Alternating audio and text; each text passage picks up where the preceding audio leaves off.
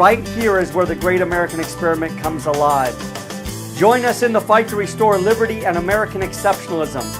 And together, let's make the case that our charters of freedom are worth defending and honoring. Let's get to work. Hi, my name is Shane Krauser, and I want to welcome you back to Freedom Fires. We're on a mission together to move through the Constitution, understanding the Declaration of Independence, which is the foundation of our Constitution, understanding what good government looks like, defending American exceptionalism. Those are the things we're talking about, and we're going to continue to engage together. When we met last time, we talked a little bit about the greatest problem that America is dealing with today, and that problem is an apathetic, uneducated citizenry.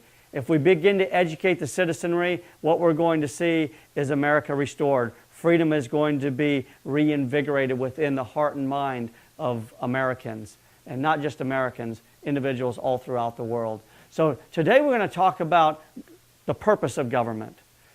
What is the purpose of government? Well, most of what the general public knows about the function of government, quite frankly, is wrong. And I want to take you back to a statement made by one of our Supreme Court justices, Justice Ruth Bader Ginsburg. Justice Ginsburg was asked some questions about the Egyptian constitution, which was non-existent for a time. She was asked about what constitution she would advise Egypt to look to when they created their own constitution. Of course, she said she would not look to the U.S. Constitution because it was too old. She would look to the South African Constitution. I find that interesting that she would choose to look to the South African Constitution. Why?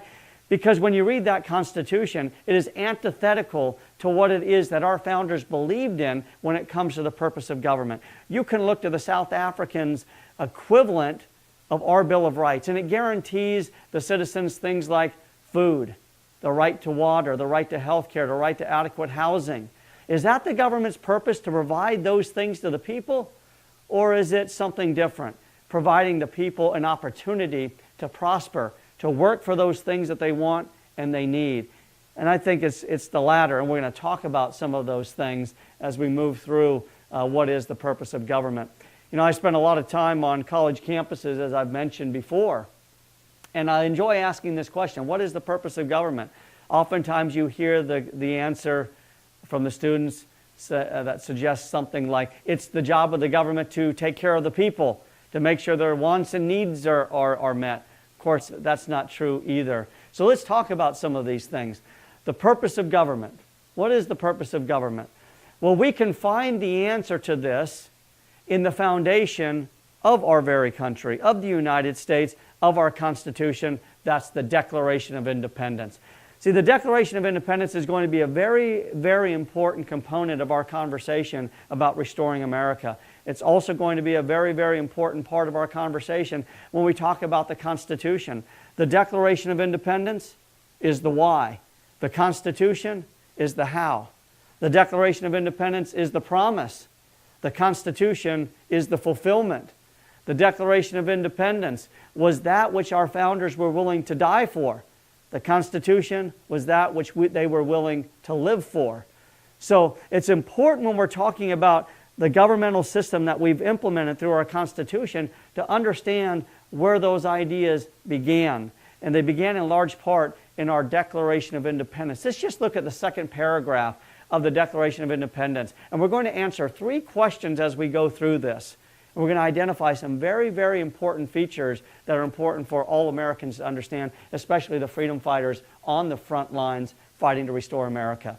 We hold these truths to be self-evident, that all men are created equal and that they are endowed by their Creator with certain unalienable rights, that among these are life, liberty, and the pursuit of happiness. What's going on here? Thomas Jefferson, the primary author of the Declaration of Independence, is outlining the very philosophy of American government. The very philosophy. And it's this philosophy upon which our Constitution was put in place. That is, we are inherently free. Human beings are born free. And as a result, if you're going to have government, the government better respect what it is that the human being ultimately is. That is free and sovereign. So this is the philosophy of American government. So the next time you're sitting down and having that conversation with a coworker, with a neighbor, remember this. This is ultimately what America is about. It's a recognition of the freedom of the individual. Now let's go to the next sentence. That to secure these rights, governments are instituted among men. Well, what rights are they talking about? Well, the previous sentence, it said life, liberty, and the pursuit of happiness. Those are the three liberties that are codified, if you will, in the Declaration of Independence. And Thomas Jefferson is telling us in no uncertain terms that to protect these rights, governments are instituted among men. So in other words, government's job is not to give something to someone. It's not to provide them with their wants. It's to create a culture that allows the individual to exercise those fundamental liberties that he's born with. It then goes on to tell us what the purpose or where all power to govern ultimately derives. It says, deriving their just powers from the consent of the governed. Well, who are the governed? It's we the people. So we the people get to decide who's going to represent us. And at the same time, we recognize that as they represent us, they have an obligation to protect the liberties of the people. That is the purpose of government. And we've gone astray a little bit in America when we start talking about purpose of government. Let's get back to the foundation. Let's understand what it was that individuals in America early on pledged their lives, their fortunes, and their sacred honor to. Government's job is not to tax every behavior. Government's job is not to regulate every activity. Government's job is not to govern every action. Remember, in America, we're going to get into this in a lot of detail a little bit later on, the Constitution. The Constitution is designed to limit what government can do. It tells government specifically, here's what you're permitted to do, and if it's not delineated, you can't do it. Okay? So we see a government today that is really intruding on virtually every component of our life. Just take a look at this list. These are things that the federal government is involved with. And this is just the tip of the iceberg.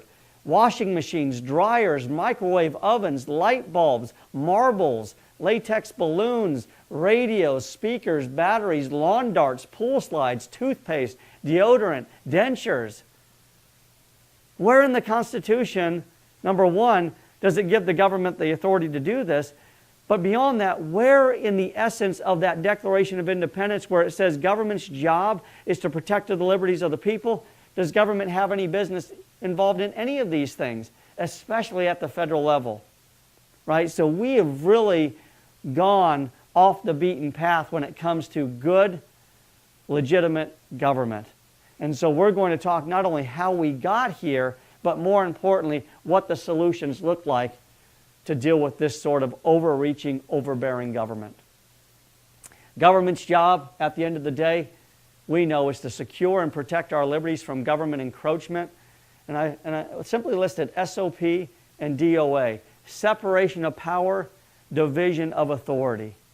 We maximize the potential for freedom when we've divided authority among those in government and we've separated their powers. And we're going to talk a lot about that a little bit later on when we talk about the Constitution in detail. Because we have those elements that are codified in the Constitution, the chances of people being able to experience freedom are maximized 100-fold. In addition, government's job is to protect us against the actions of other people. Well, what do I mean by that? Well, I'm about to give you some more additional ammunition that's going to be critical in you going out and fighting this battle for America. If you remember last time, I gave you 3 very, very important questions that you need to have in your arsenal as you go out and engage the culture. Do you want to be told what to do? Do you believe government should follow the rules? Do you want to keep the fruits of your labor? Those questions are essential for our culture to answer. We've got to make them answer. We've got to engage them in a way that will get them involved in this experiment, this American experiment, and what it means to live in a free society. So that's test number 1 that I want you to understand. You need to understand those tools. Tool number 2 that I'm about to give you is just as important. We have to understand the legitimacy of the laws passed by the government. In other words, when government does something, is it simply legitimate because government said it's legitimate? Or is there something bigger going on? I suggest there's something bigger going on. And I'm about to give you the 2 irreducible laws under which you can measure the legitimacy of any law passed by the government. Watch this. Laws and good government really comes back down to those two irreducible laws. Number one, don't infringe on the rights of other people. And number two, keep your word. Think about this for a moment. The basis of all criminal and tort law revolves around not infringing on the rights of other people. In other words, you are free to do what it is that you'd like to do so long as you're not hurting anybody else. I have a right to swing my fist, but my right to swing my fist ends where your chin begins. That's the idea. The moment I move out of that realm of simply doing the things that I want to do and I hurt somebody else in the process, now government's legitimate function is to step in and provide a remedy, sometimes even a punishment. So when we talk about not infringing on the rights of other people, that's an irreducible law. It is the basis of all criminal and tort law. And then there's keep your word. Keep your word. That's the basis of all contract law. If I go to you and I want to buy a car and you sell me your car for $5,000 and I give you $5,000 but you don't give me the car, you haven't kept your word.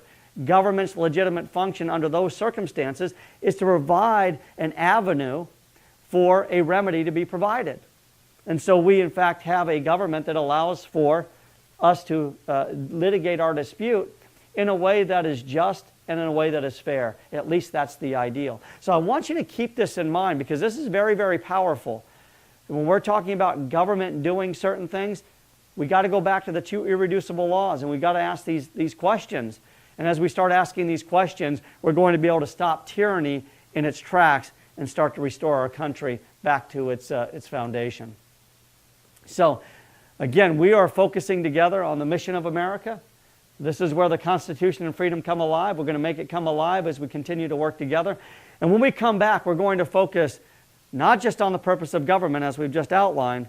Now we're going to move on to the purpose of the Constitution. What is its purpose, and what can you do to engage the culture to really help them understand why the Constitution is worth defending today?